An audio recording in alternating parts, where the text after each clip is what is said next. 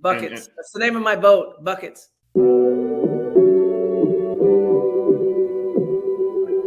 Buckets. What we get. Not the only transfer we got from Florida. Keith Stone, too. Remember that. Everybody who watches his show on a regular basis knows my love of the stretch four. You know, we all make mistakes. He might have made one going to It's Tallahassee. mercy if y'all don't know. Dribble to the left, cross over to the right. Hurricane to the game, many buckets for the night. Matt with the pick and roll, Melissa with the give and go. This alley-oop, pretty girl dunking in the hole. Check the scoreboard, this what we ball for. Peep the gameplay, they want an encore. Yeah, overtime for another round.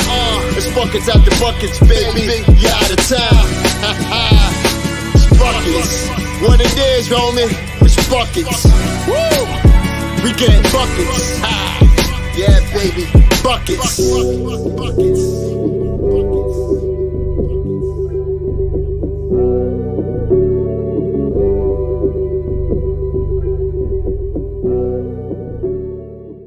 I have no shame. I know. That's the problem. You guys are awesome.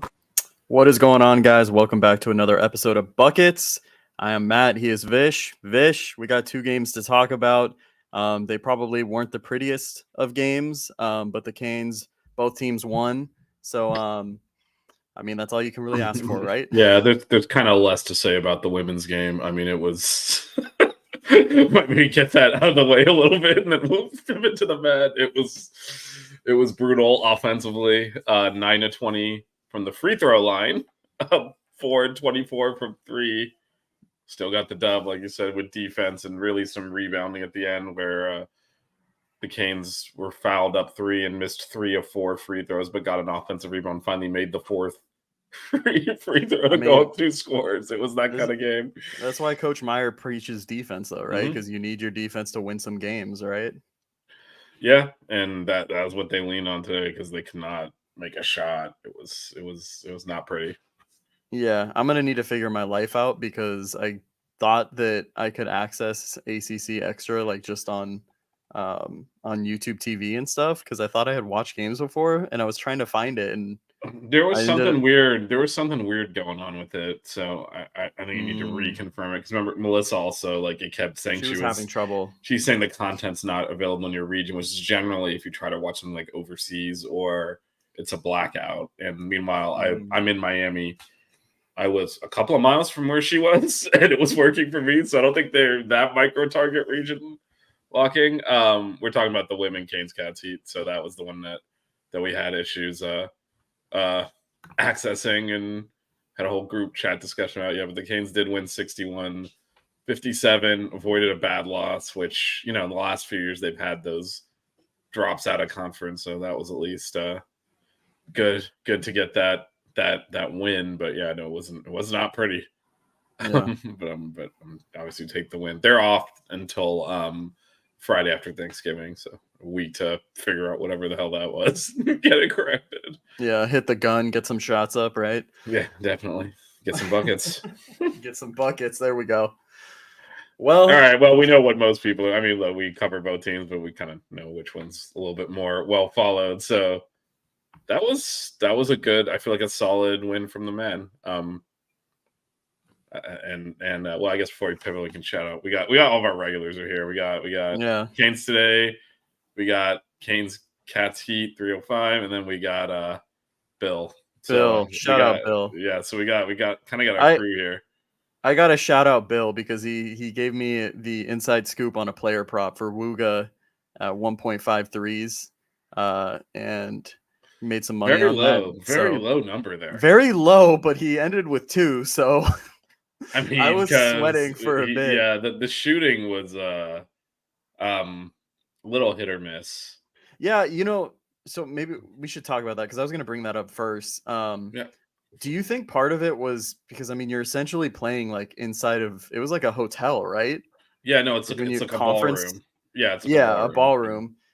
I mean, as a shooter myself, like I feel like looking at that room, kind of the depth perception may kind of affect, And also, I don't know if you saw some of the back, like where they were kind of had the baseline cam, you could see the ceiling was like Yeah. the ceiling.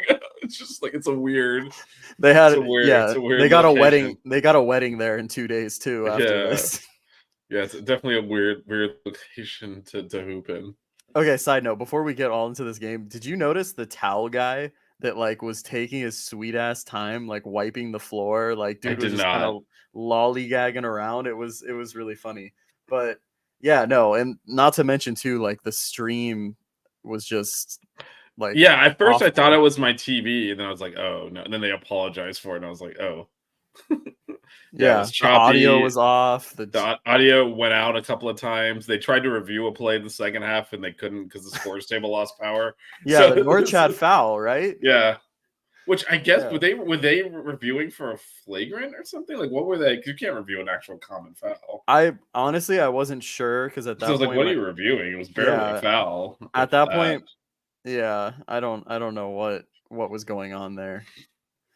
I don't know, but I mean, you could tell at the start we didn't really look comfortable. We weren't really hitting shots. They kind of went to that like 1-2-2 zone, and I think we kind of just took some time to adjust to it. We weren't really we're moving the ball a little too slow, kind of just staying around the perimeter. But I think once like Matt Cleveland kind of got in the high post area, started making some mid-range shots, they kind of had to collapse a little bit, kind of open driving lanes. You know, Nigel did a great job. I mean, Bensley had a really good game. I was really impressed with him offensively because I think he showed like a different skill set offensively. I think he had 13. Yeah, it's on the screen. He's one of the few players that was efficient. He and Cleveland were the only ones that really, played at an efficient level. Yeah, which I mean, you look at Matt Cleveland all year so far has been playing at an efficient level. He's putting up like some impressive percentages. He's shooting like I think it's 46% from 3, 68% from 2-point range, and 81% from the line. So he's been really consistent and very efficient so far, and he's been great on the offensive glass. And I thought he did a really good job too on Georgia's leading scorer. He guarded him for most of the game, Abdur Rahim, who was just 3 for 11 from the field and 1 for 8 from 3. So it was the defense, and this was there was a lot of things that. First of all, shout out to this Melissa person in the chat. I don't really know who she is, but she seems to think she knows us. So we'll just be nice. Pretend like we know who she is. You don't want to be mean. But I will say there were several things in this game that we kind of were worried about happening that happened, and we still won by 12. One is the 3-point shooting was not there. We talked about this actually on whenever we played FIU Monday in that post game. That what would happen if we don't shoot well, because we were shooting coming into this game. We were over 50% on threes. I want to say we were 50% exactly. Okay, so so we were kind of like, well, we shot our way out of a lot of bad basketball over those first 3 games. Just if you're making a bunch of threes, it's really hard to lose. So we didn't have the 3 points today. Norchad got in foul trouble. So those are the two kind of, okay, this is how we're going to get in trouble type of things. And then we surprisingly leaned on some really good defense. And that's kind of what kept it going. A lot of like empty possessions for them, strong stops back to back to back to back multiple times, and really took control. And then there were some spurts where the offense was good, in particular in the first half, to kind of blow the game open, actually. And they never really got close after that. It was a 12-0 run where we had 3 3-pointers and a 3-point play in 4 possessions. And that was pretty much game because we played good defense, though. So I was really happy with that. Just like the defensive effort and intensity. Wooga, like we said, didn't have the best offensive game, but 11 boards. He was definitely crashing the defensive board to secure rebounds. Yeah, you could tell that was a point of emphasis that they wanted to prove on, right? Like having someone else help out with the boards, not just Cleveland and Norchad, right? And it was really important because of Norchad's fouls too. Yeah, that someone else kind of did that, and that's how we're gonna have to rebound. I'm sure, we talked about this on Monday's show, but that film review could not have been kind to a lot of what we did against FIU. So, especially all the offensive rebounds, like you said, it looked like it was a point of emphasis. And the other thing, you can see it right there on the screen, but the free throw shooting. Yeah. One of the ways you let teams back in the game is missing free throws, and we missed 1. They missed 8. So, I mean, that Yeah. right there is it's a massive difference, and that's what the difference between a tight game and when we actually really, after we scored those 12 points in 4 possessions, we weren't really threatening the rest of the game. So it's a good quality win, and it's good that we controlled it because, again, looking back at last year, some of the areas we ran into trouble with, like we would get kind of fat and happy with the lead and let teams back into games. We had several late game collapses. Sometimes we'd win, sometimes we wouldn't, but we're like, why is this game even close? And we did catch some losses because we almost lost the ACC regular season by yakking a big lead late against Pitt, and they shot for the win at the end there. But just I was really impressed with the way he controlled, and I will say a lot of that had to do with Bensley, really just taking and making big shots and controlling it. Showed a lot of confidence with the ball in his hand. I think he really kind of elevated his game, and then also Nigel started off slow, but then he really made an effort to attack inside, and that paid off, and that's why he shot more free throws than anyone else. So, even though his 3 wasn't falling initially, he kind of managed to stuff the box score anyway. Yeah. I want to ask you, so, Wooga's jump shot wasn't really hitting. He got some of those mid-range looks, right? Are you concerned at all with, obviously he impacted the game in other ways, right, with the rebounding and whatnot. Are you concerned at all, like, when his shot isn't falling, like what he can contribute offensively? Because I kind of felt like you didn't really notice him offensively on the floor for a bit, and then he would kind of try to drive to the basket, and either turn it over. He looks a little awkward when he's driving in, is kind of what I'm getting at. Yeah, he definitely does. I think he does try to get, because the reason he's awkward is I think he's looking for the pull up. He's not really thinking, let me get to the rim. He's got a strong mid-range game, and that's almost the shot he's going for. So, yeah, I mean, I don't think he's the guy you run the offense through, though, generally speaking, right? And I think if you're going to just ISO someone, I mean, based on the way Bensley played, he might be the last person you'd want to ISO on this offense, right? That is true. Definitely, but definitely the ball's in Nigel's hands, right? So, and I think that's the way we want it. Yeah. Well, what are your thoughts on Wooga's game? Yeah, I mean, I just don't think it's. I think if.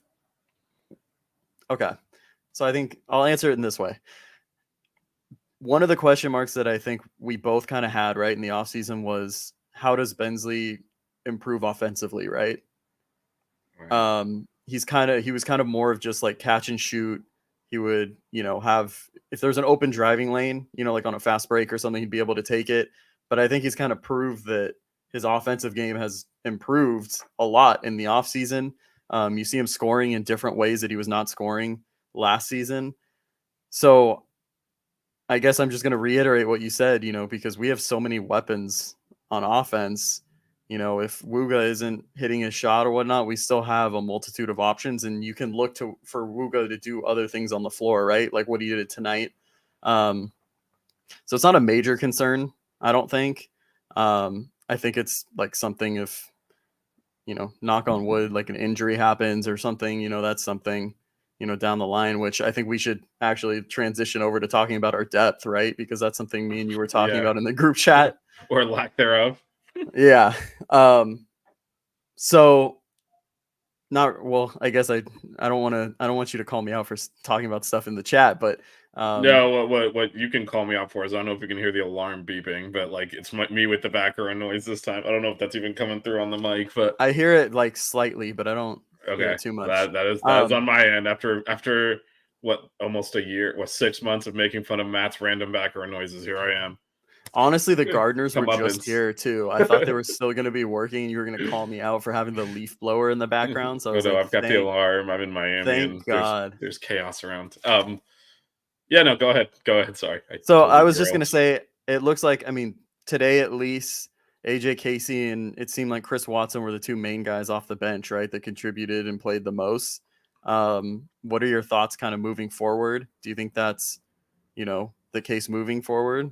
I think so, because I think, I mean, it should be noted they decided before the game that Casey would be the first big off the bench, right? Because he came in with Keyshawn, and that had been Nwoko the first several games. But then they cycled in Chris Watson, and he was just way better than Keyshawn was, who still just does not look comfortable out there. And he played really good defense in the first half. Watson, he had a block. I want to say he had a block they credited Norchad, which was 100% him on the backside. Yeah, I remember us talking about that. So that was that. He had really good defensive position. He got his hands on a lot of balls, and then he made some shots too in the second half. He doesn't get beat too. When you watch him one-on-one. Yeah, he's a really good on-ball defender. So I think those are the two guys we'll probably see coming in, and I can pull the box score back up because it does kind of it shows in the minutes, right? Only got in because Norchad got in foul trouble, and then Casey did as well. So he got a couple of minutes in there in the second half, and then Keyshawn's first 2 minutes didn't look comfortable out there again, and then the next time we rotated wings and we went to Chris Watson, who looked a lot more comfortable. And it's not really showing up. I mean, obviously he's got the bucket and the free throws. It's not really showing up in the stats. The amount of there's no way he doesn't have a steal or a block because he definitely. He definitely. You can see him make an impact. He's all over. So. And the other thing I was going to say too is you saw at the end of the game, both Casey and Watson were getting comfortable offensively, right? Watson had 2 drives to the basket that were really physical. That's the type of drive that we haven't really seen from our type of guards because it's normally just blow by the guy, finish on the opposite side or whatever. But Watson, was impressive in that regard. And then I also too, AJ Casey, he had a couple. Didn't he have a turnaround like post up he had some nice post moves. He missed his 3, but it was in rhythm and he confidently shot it. He's definitely, like you said, that confidence is growing there. And again, we're not going to ask a lot of the backups. You can see by even in blowouts, we're playing 35 to 38 minutes a game for our starter. The only one is Norchad cannot stay out of foul trouble, and that is definitely a concern. And that's why Casey got more minutes, but we're probably looking for around 10 minutes a game out of those two, and that's kind of it from the bench at this point. Appears to be the way we're setting up here. So there really isn't a lot of depth. So any kind of injury or foul trouble does become more problematic. Well, first of all, shout out Jackson. Yeah, shout out Jackson. And yes, Melissa, Gary, we are ignoring your propaganda here. Yeah. I mean, Gary, we got the game at noon tomorrow. He clearly wants to eat something bland for dinner. Doesn't want any issues in the morning. I get that. So Chick-fil-A makes sense. But no. So do you think moving forward, then Watson and AJ Casey are the 2 guys that are going to come off the bench first? Then I'd be surprised on Sunday if they aren't, because it seems like the first rotation we're doing in the first half is at the under 16 timeout. It's to bring in a wing and a big.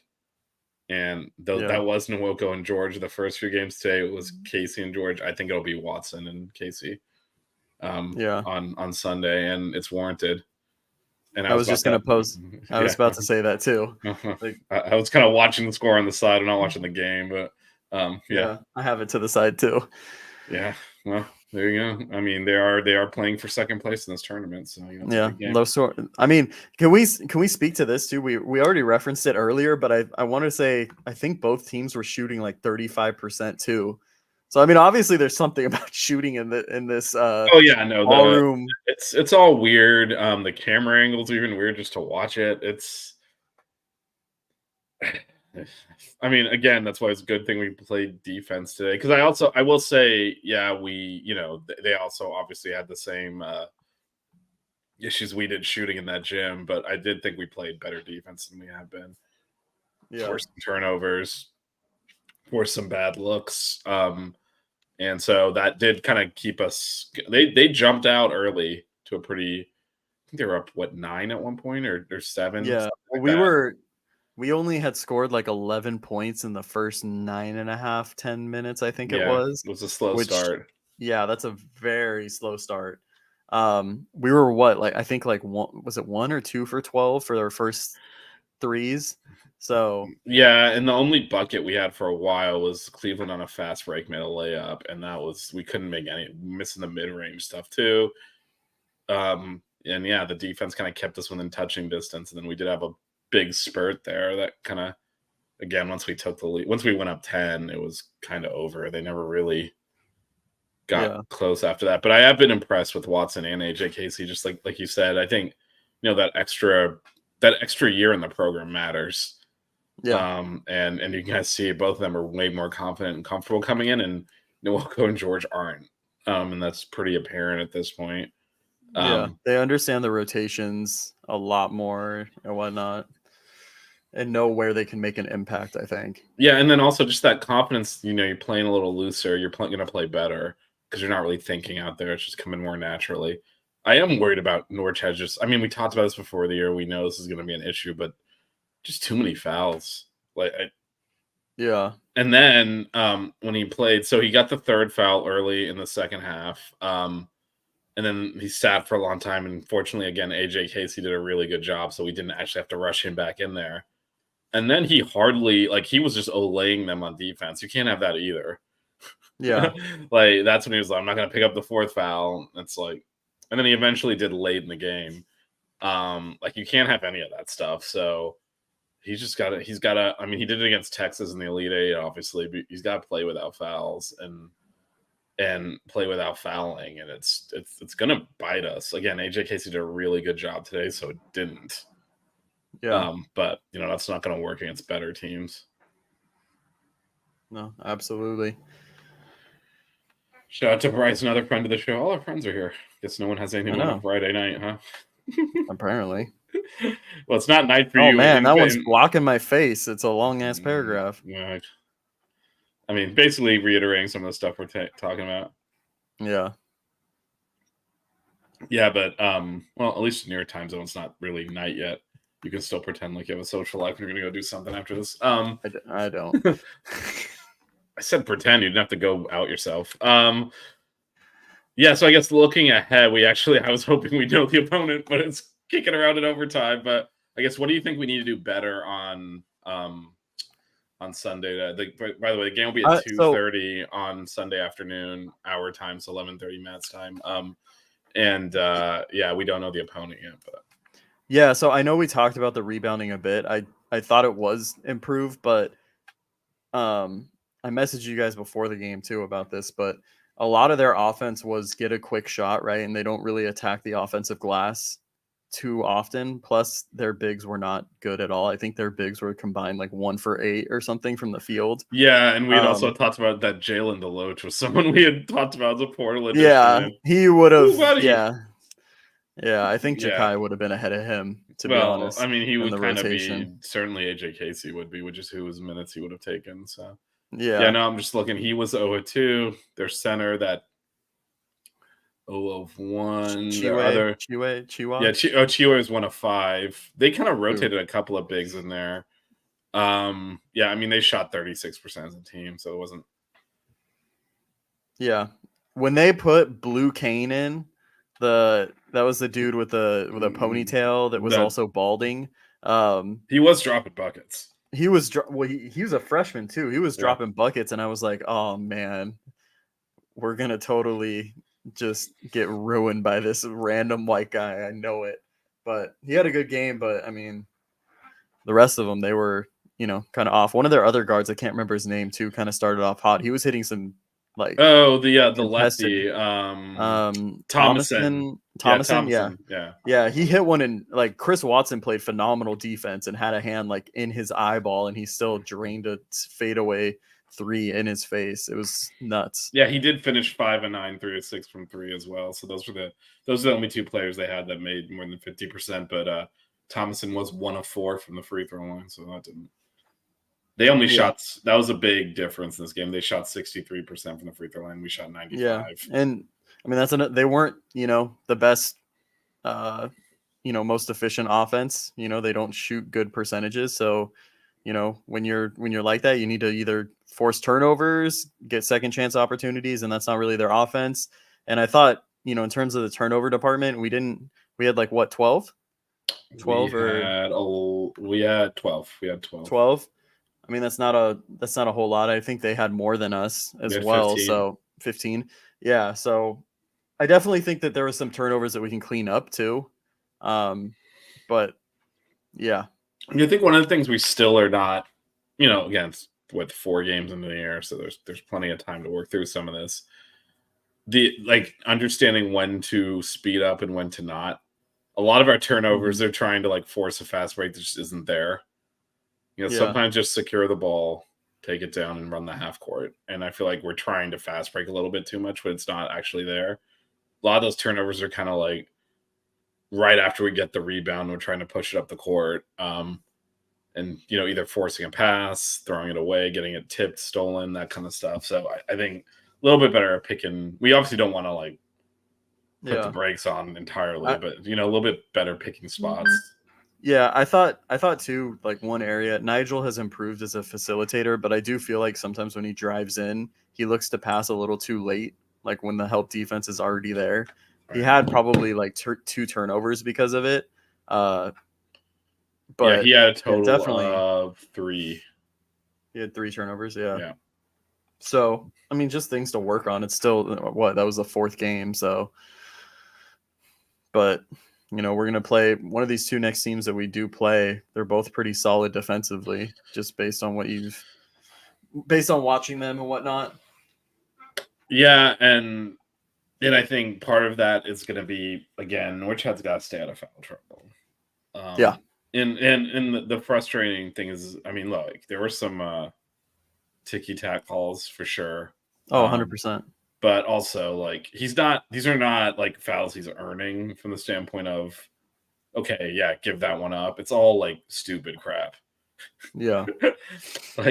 Getting tangled up under the basket on a rebound, or in the post defense, kind of bailing on it and angling his arms and things like he's just got to be a little bit. I think he's almost trying to avoid fouls that's causing fouls, because rather than standing his ground, just I'm going to play defense here, he's kind of trying to avoid the contact, and then that's the way you make contact when you're not in a good position, which is then a foul. Yeah. So I feel too, it's a mentality in terms of when he gets into foul trouble, it changes how he plays defense, and he's not as aggressive, right? And it kind of affects him on offense, right? Because he's having that mentality, so worried about the fouls. And then I think too, it takes him kind of out of rhythm, right? When you're not used to playing the same minutes you are as a basketball player, that can definitely affect you. Yeah, no, and that's definitely the case. And he came out shooting threes. He made one. And he was one of the only ones. Yeah, no, and he went 1 of 4, and you know what? That's good. Not 25% isn't good, but that he's willing to take that many jumpers. But that should not, his threes can't be half his field goal attempts. Yeah. Which is what they were too. He shot 9 times 4 were threes. That's, he's got, like you said, I think the fouls took him out of his game mentally too. He wasn't battling as much offensively either, because again, trying to avoid picking them up, which inevitably you do when you're playing tentative. So he's just got to, I think hopefully, some of the confidence in AJ Casey now, hey, go out there and play. It's fine. Get into foul trouble. We have a good enough backup to get through minutes, so just play your game. Because I don't think he did today. Yeah, I thought it was interesting too, because we saw AJ Casey play next to Norchad too. There was that sequence. Yeah, we had a lineup out there with Watson, Casey, and Norchad. Yeah, because was that when Casey picked up his foul and then he came out? I want to say, or something happened that they took one of them out. Yeah, I'm not sure. Norchad got a foul, but I'm not sure. It was interesting to see, because I think that is a lineup that we can see moving forward. Yeah, and when we did that offensively, Casey was just playing the wing position. He wasn't playing as a big. He was spotting up in the corner. So, we didn't really shift the offense to play a little bit more high-low game, or Bach play on the low block more. It was still just your Matthew Cleveland, so go stand in the go play where he plays. So it's kind of interesting that, because I thought if we played something like that, we'd do a little bit more around the rim stuff and have the 2 bigs in the paint. Instead, we didn't. We ran the same stuff. So that was interesting for sure. I'm trying to find an update on this game. I totally forgot that it was in overtime. 67-63 with 1 minute left. Who's up? K-State's up. Okay. And they just got a rebound, so it's looking like it might be a Nigel against his old school on on Sunday. There we go. Yeah, so I guess so. In terms of, I think the big thing on Sunday is stay out of foul trouble. I have a feeling the shooting is going to be just as bad for both teams because of I feel it's environmental, and I know you figure after a game you to adjust more, but that's just such a weird. Yeah. You should do your walkthroughs in the hotel bar room, not the actual game. So that's when they put tape down and exactly. Have a court. They laid a court down instead. Let's do it here. Very weird venue. So I think, and actually, let me just real quickly pull up some of these stats from the second game because Kansas State just went up 6.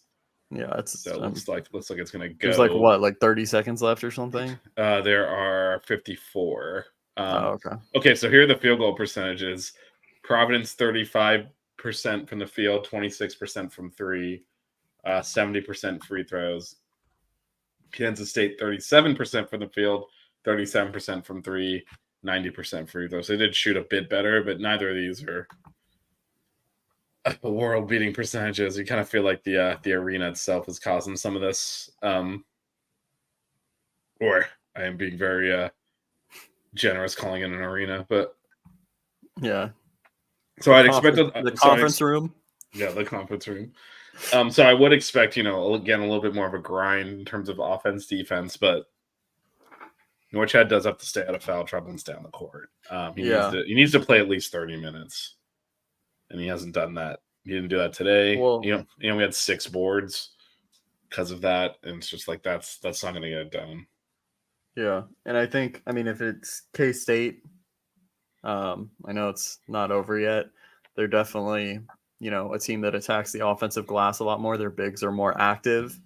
So, got to box out.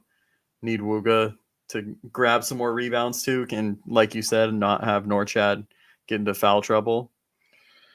Yeah, and then I'm assuming, we're going to see Casey and Watson as the first guys off the bench this time.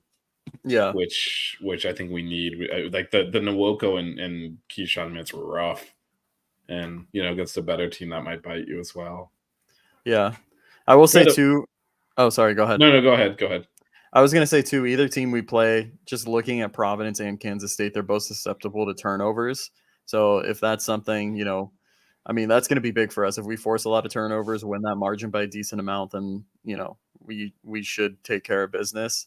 Because, that's going to fuel our offense. We thrive in the transition. So that's something to look at, too. Yeah, and then the other thing I was going to call out is it was a lot of team rebounding today. That's got to continue. So Nigel had 5 boards. Bensley had 6. Bensley had as many rebounds as Norchad. Cleveland had 6. And obviously we mentioned we had 11. Like that, you got to get your guards are going to have to rebound. Because like you said, they're going to aggressively crash with their front court, and that it's just expecting Norchad to just cover everything. It's not going to happen. So yeah, it's got to be team rebounding. No, for sure. But all right, so just to kind of wrap up and oh, sorry, if you have something else. No, I was just going to ask you, what time is the game on Sunday then? 2:30 here, so 11:30 where you are. It's on CBS Sports Network again. And yeah, we'll probably do a post game right after that. So, and again, the women are off for a week.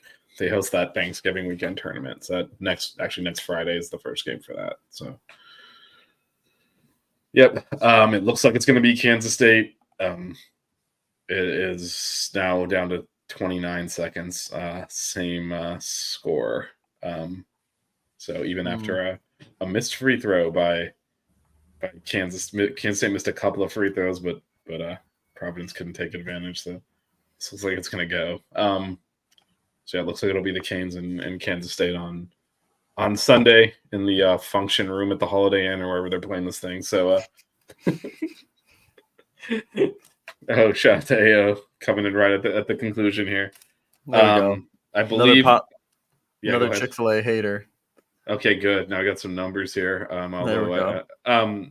Although I believe Melissa's working again on Sunday, so it might be the two of us once again carrying the flag. I'll let you know what, because Monica is off that day, so I Okay. need to figure out my life. But I'll get in touch with you. Figuring out your live seems a bit much. Just whatever time works, we'll make it happen. Okay. It'll be right after the game. So Okay, it's sounds like a good. night. If it's a night show, it'll be a night show. Okay. All right. So just to recap, Canes win by 12. Yeah, Melissa is. Oh, she's still here. Good thing we didn't say all that bad stuff we've been. She's like putting out loud. No, what? I'm messing with her. She's like putting an IV in, and she's like commenting at the same time.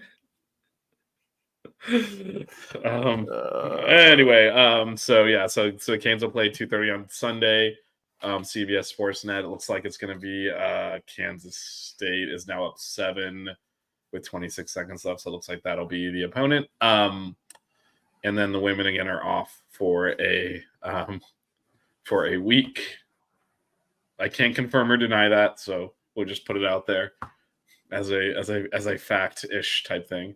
Just like the shoes were Kyrie 7s, or we still don't know what they were. They probably were Kyrie 7s. I don't know. Who cares at this point? Okay. All right. So again, we'll have a show on Sunday to kind of recap the whatever happens. And we'll talk to you then. And Matt, do you want to do the do the what? Oh, cue the sock outro. You said sock. You got to do plural. Oh. And you got to do the. You do it then. Fine. I can't do it because I got to hit the button. I have to actually cue the socks outro. I'm doing an action here. Cue the socks outro. You got to do. All right, there we go. Don't cry. Keep it chill. Wear good socks.